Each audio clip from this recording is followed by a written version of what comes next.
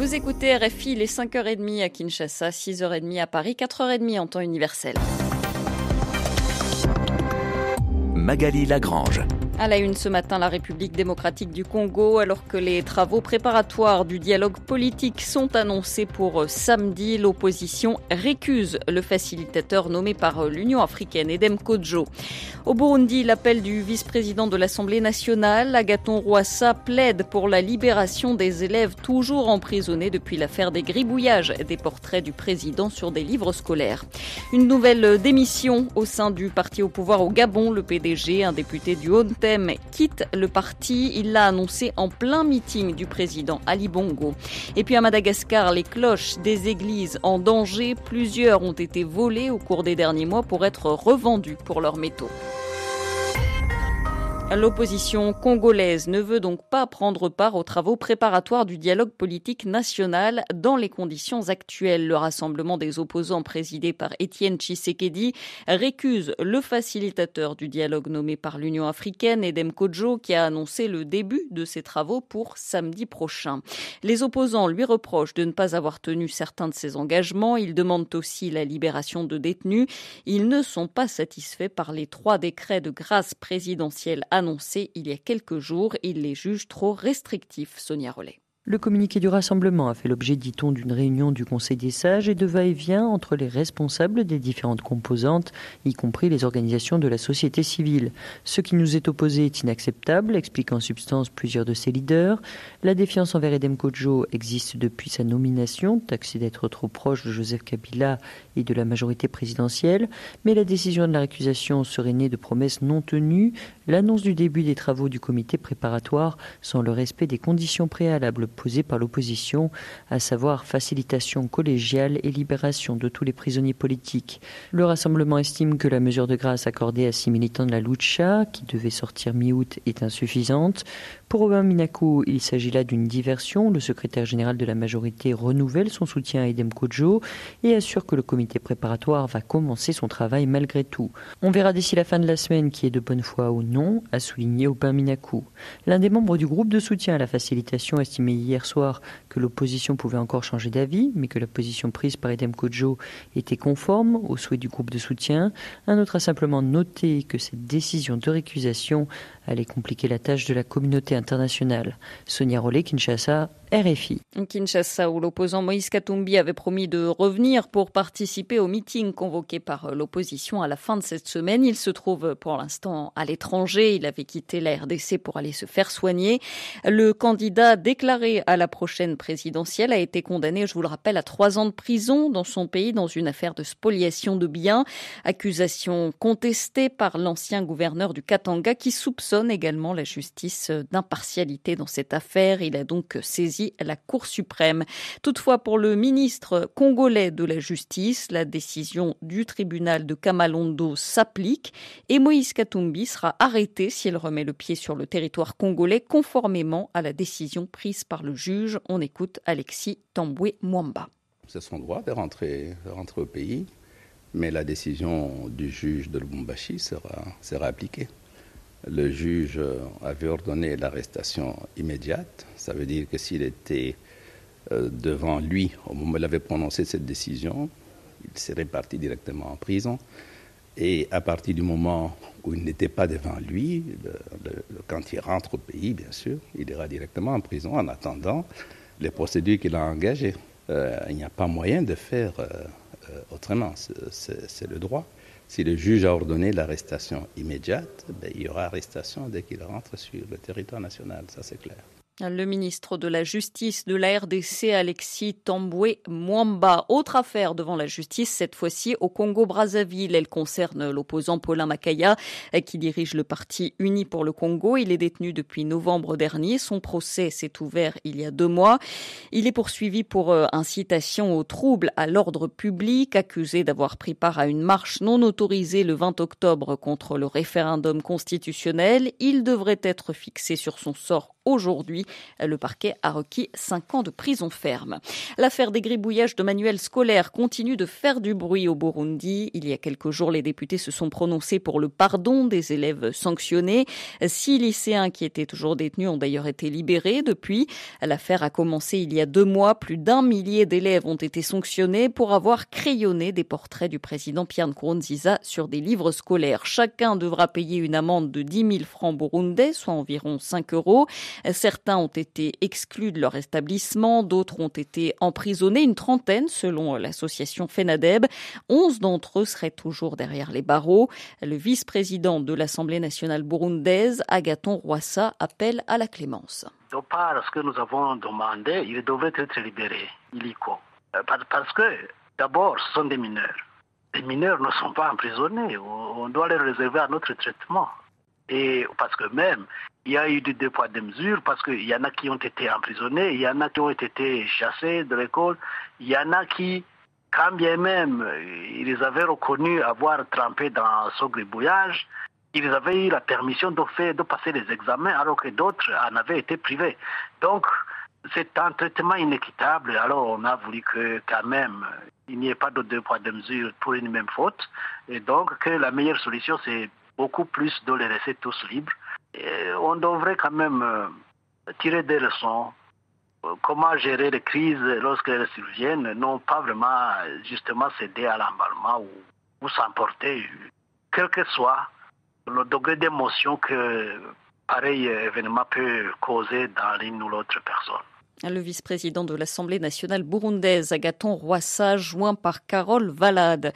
Ce n'est certainement pas ce à quoi le président gabonais s'attendait. Ali Bongo poursuit sa tournée dans les provinces du Gabon. À 1 mois de la présidentielle du 27 août, il sillonne les provinces pour présenter son bilan, pour annoncer aussi ses projets. Il était ces derniers jours dans le département du Haut-Tem. Il a fait arrêt à Bolossoville, mais un événement est venu perturber le déroulement de sa visite. Un député local de son parti, le PDG, a démissionné en plein meeting. Bertrand Zibi Abégué explique qu'il déplore la gestion actuelle du Gabon et qu'il veut du changement le mois prochain. Nous ne pouvons plus continuer dans la gestion scabreuse de notre pays. Le département du Haut-Tem dont je suis l'élu est le plus pauvre.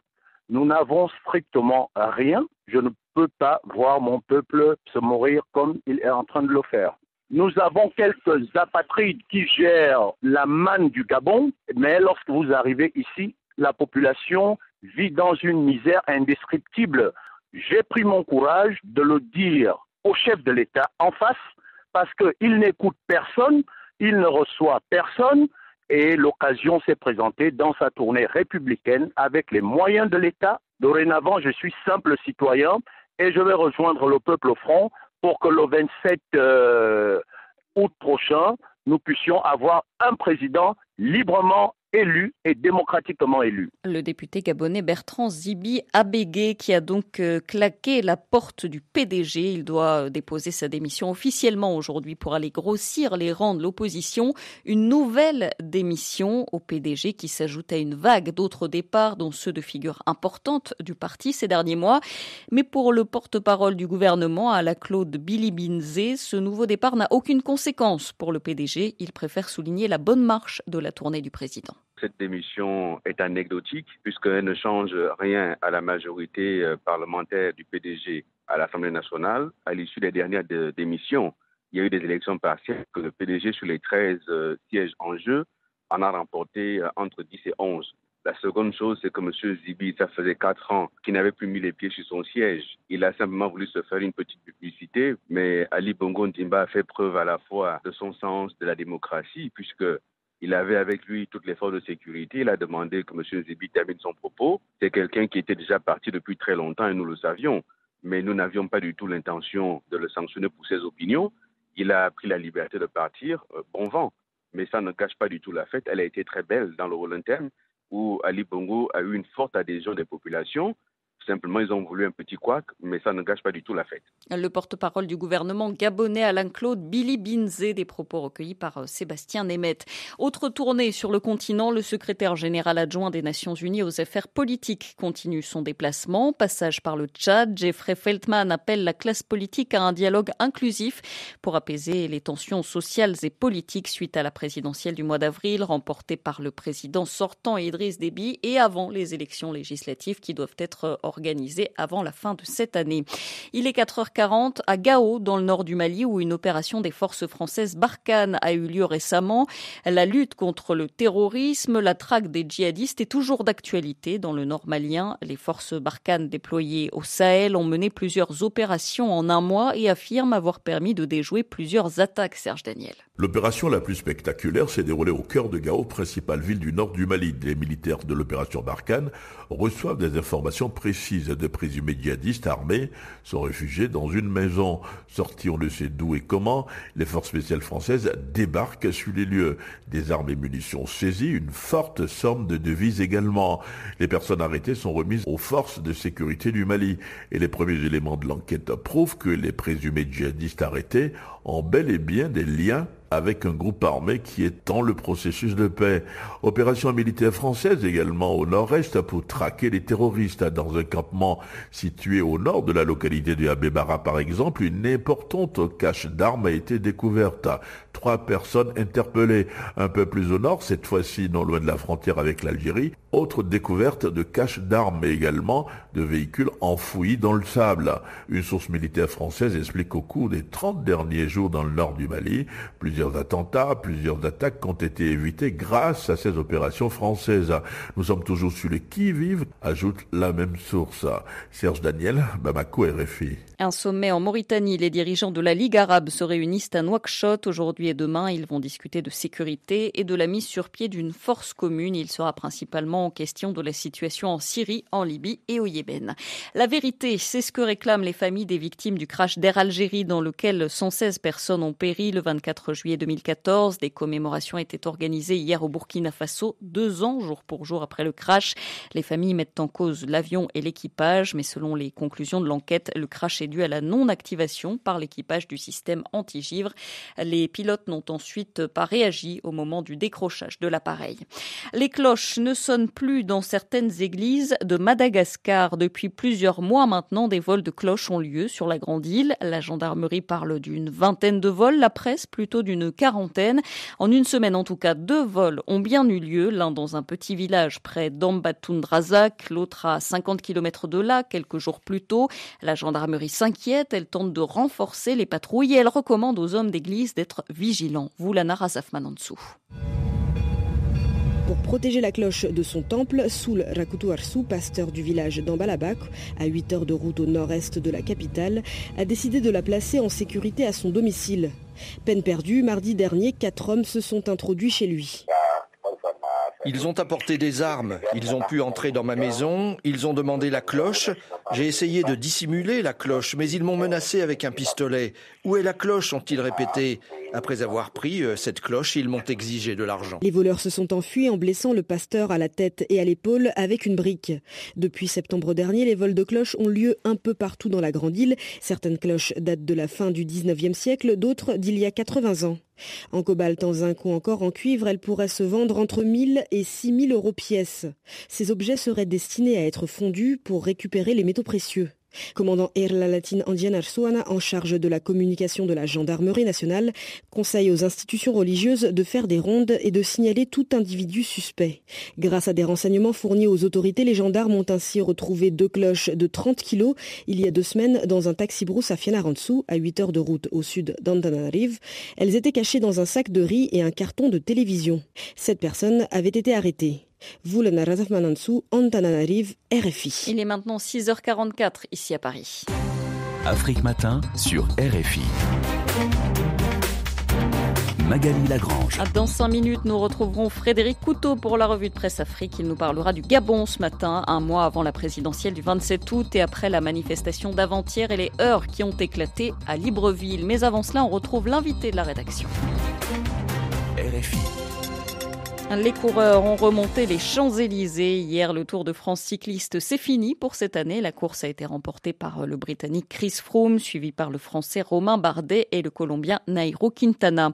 Et pour la première fois de l'histoire du Tour de France, il y a eu au classement un coureur africain dans les 10 premiers cyclistes. Le Sud-Africain Luis Meintjes arrive en 8e position à 6 minutes 58 du vainqueur. Pour parler du cyclisme africain aujourd'hui, Aimable Bayingana, président de la Fédération rwandaise de cyclisme, est l'invité de Christophe Boisbouvier. Aimable Bayingana, bonjour. Bonjour. Au terme de ce Tour de France 2016, quel regard portez-vous sur le cyclisme africain ? Le cyclisme africain se porte très bien par rapport même à l'année dernière, vu qu'un coureur africain se classe parmi les 10 premiers. Et tout ça, c'est très encourageant, vu que ça ne fait même pas 5 ans que les coureurs africains pouvaient participer à des courses World Tour.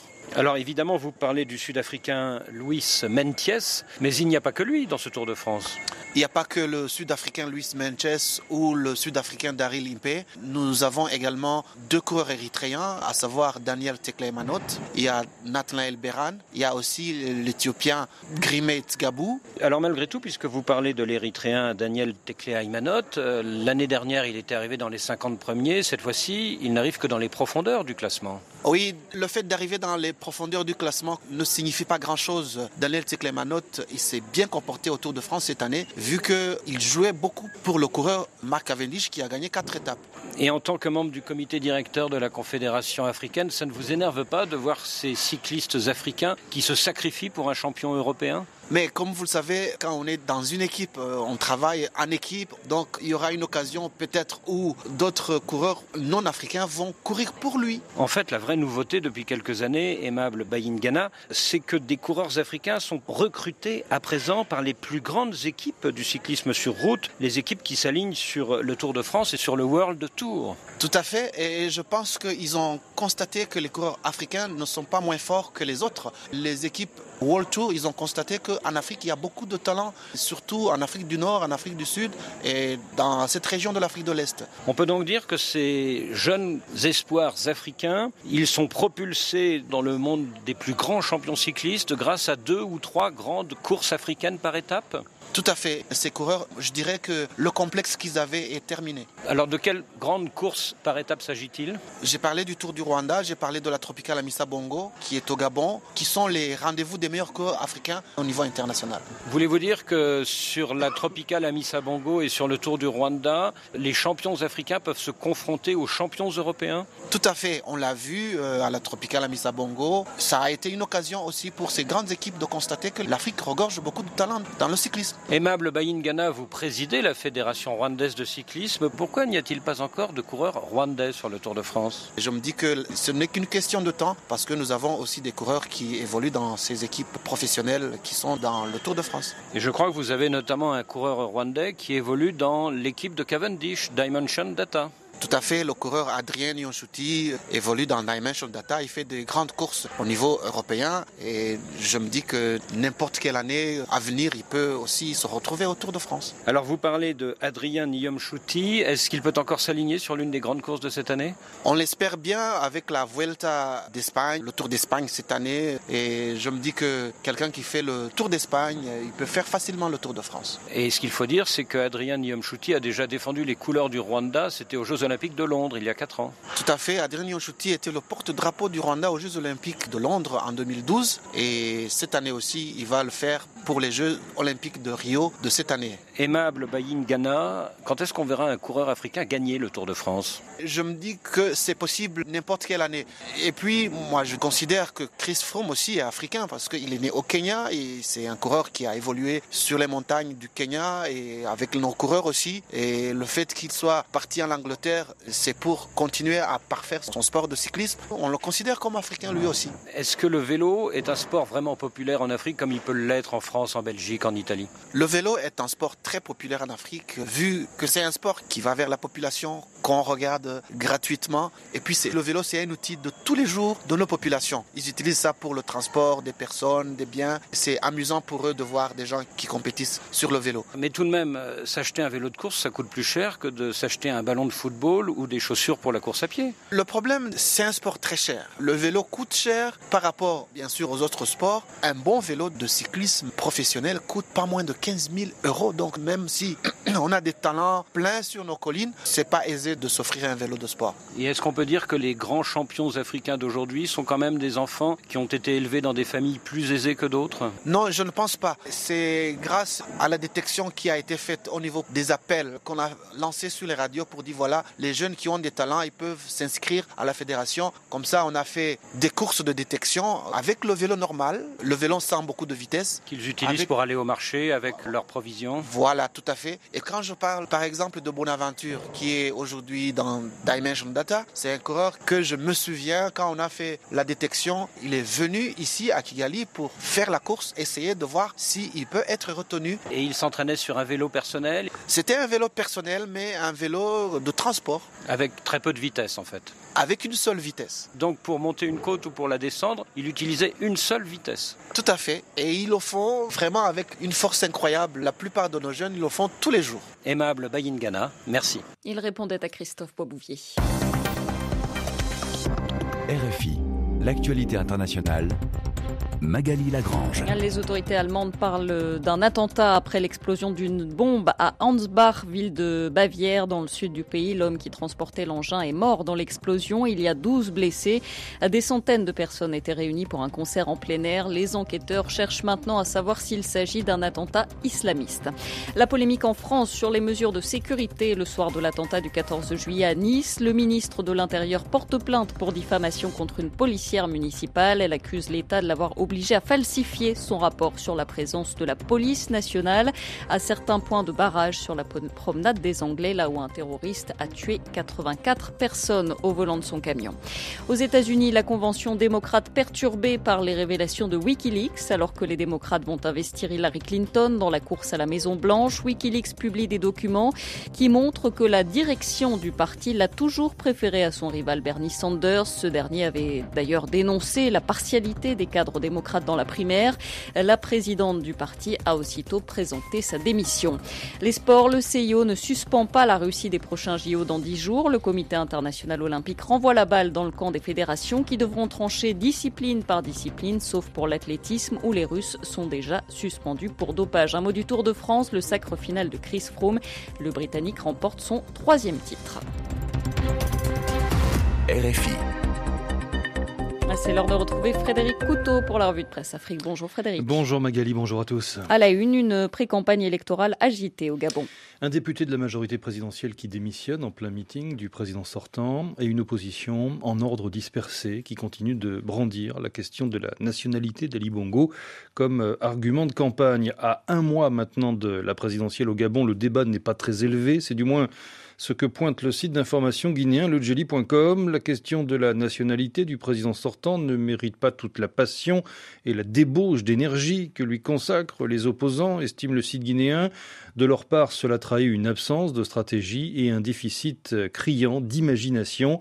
En effet, comment perdre du temps à contester la nationalité d'un président qui a déjà dirigé le pays pendant 7 ans ? Ce débat semble d'autant plus inapproprié qu'il occulte d'autres sujets d'intérêt. En effet, relève le Djeli, le président gabonais a un bilan socio-économique qui ne milite pas en sa faveur. De 2009 à nos jours, avec notamment la chute du prix du pétrole, le pays traverse une zone de turbulence avec un malaise social qui n'épargne aucune entité. Par ailleurs, poursuit le site guinéen, sur le front des libertés individuelles et des droits humains, le régime incarné par Ali Bongo est loin d'être une référence. Autant de failles que l'opposition aurait valablement pu exploiter, conclut le Djeli, au lieu de se ridiculiser avec le débat malsain qu'elle suscite autour de la nationalité d'Ali Bongo. Et analyse similaire pour le pays au Burkina. Oui, l'opposition gabonaise s'interroge, le quotidien ouagalais ne gagnerait-elle pas plutôt à se battre pour des réformes plus progressistes pour le pays, précisément pour l'obtention du scrutin à 2 tours qui pourrait augmenter ses chances de battre Ali Bongo dans les urnes? Le rayonnement démocratique auquel aspirent les Gabonais et les Gabonaises peut-il s'accommoder de réflexes identitaires ? Manifestement, les opposants gabonais font une analyse erronée de la situation politique, estime le pays. Conséquence, la solution proposée est en déphasage avec la réalité. Autrement dit, en cette pré-campagne, ils auraient dû placer les débats sur d'autres secteurs de la vie et de l'existence des Gabonais plutôt que de les entraîner dans une telle aventure. Et le pays de conclure, il est temps, si ce n'est déjà trop tard, que cette opposition gabonaise se réveille. Se réveille et s'unisse, lance pour sa part le bimensuel La Nation à Libreville dans sa dernière livraison. En effet, constate La Nation, à 32 jours du scrutin présidentiel, les candidats de l'opposition gabonaise se cherchent toujours, alors que c'est le temps de dépasser leurs égoïsmes, en choisissant l'un d'entre eux, le mieux placé sur tous les plans, en vue de vaincre le candidat du PDG.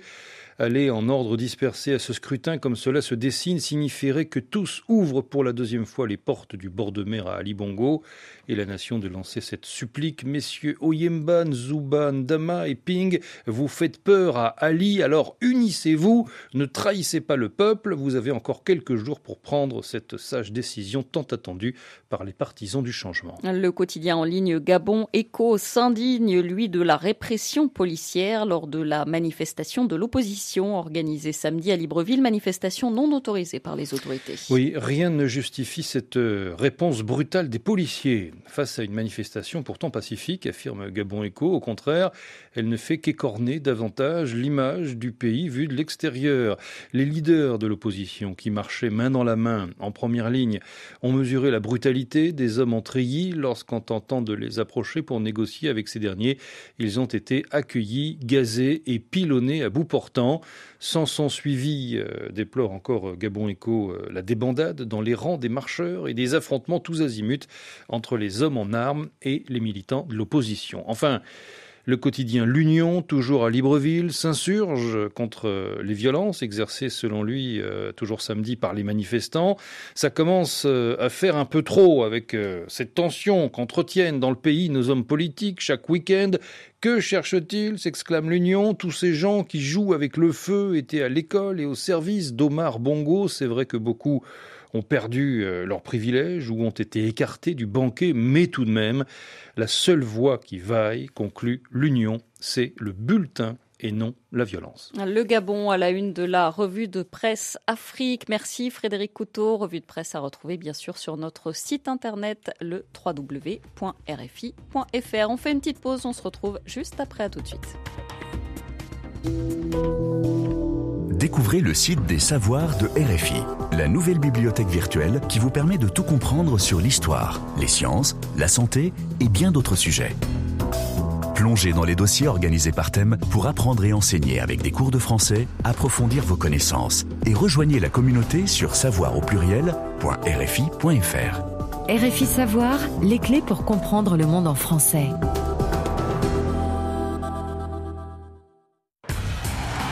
Vivez votre passion du sport avec MoneyGram, transfert d'argent.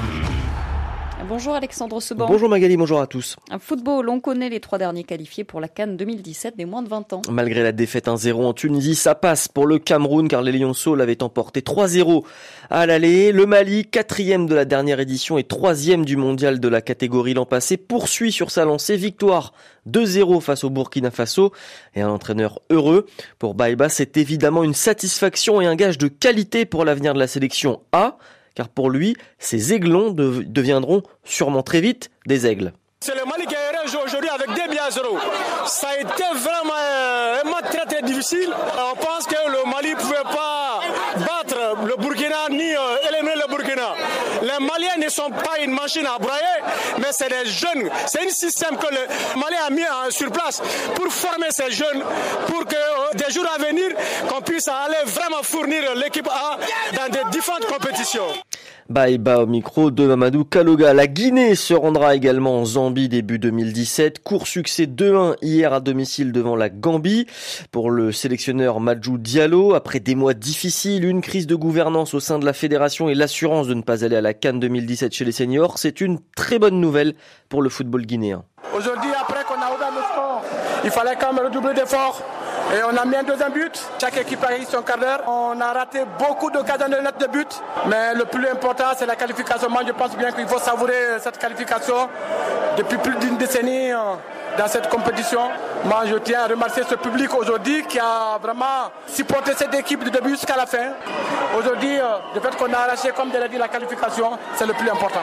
Mandjou Diallo, micro de Gaoussou Diaby. La CAN 2017 des moins de 20 ans est donc au complet avec le pays hôte, la Zambie, le Sénégal, le Soudan, l'Égypte, l'Afrique du Sud et donc le Mali, la Guinée et le Cameroun. Enfin, un mot des transferts et la signature pour une saison de l'Ivoirien Kolo Touré en Écosse en faveur du Celtic Glasgow. Enfin, cyclisme, la 103e édition du Tour de France s'est achevée à Paris sur les Champs-Élysées hier. Sans surprise, le maillot jaune reste sur les épaules de Christopher Froome, le Britannique. Né au Kenya, il signe sa troisième victoire de sa carrière sur le Tour de France.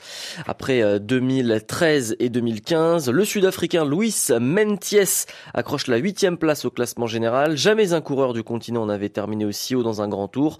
Pour leur part, les Érythréens Daniel Tecla-Emanot et Nathanaël Beran sont respectivement 85e et 125e de ce Tour de France 2016. Le journal des sports Afrique vous a été proposé par MoneyGram Transfert d'argent. Plus de 30 000 points de vente MoneyGram à votre service partout en Afrique. MoneyGram, le lien qui vous rapproche.